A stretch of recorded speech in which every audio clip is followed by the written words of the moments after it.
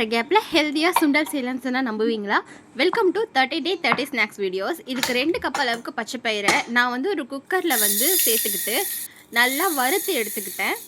இதை நீங்கள் ஊற வைக்கணும்லாம் அவசியம் இல்லை, இன்ஸ்டண்ட்டாக ரெடி பண்ணிடலாம். 2 கப்புக்கு 3 கப் அளவுக்கு தண்ணி விட்டு சிம்மில் வச்சு 3 விசில் போடணுங்க.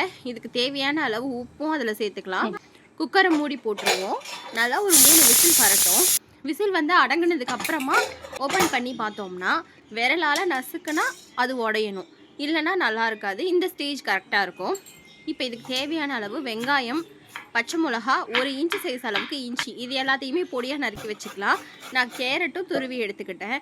இப்போது வானல் வச்சு 1 ஸ்பூன் எண்ணெய் விட்டு கடுகு உளுத்தம் பருப்பு போட்டு பச்சை மிளகா, இஞ்சி எல்லாத்தையும் நல்லா பொரிச்சு எடுத்துக்கலாம்.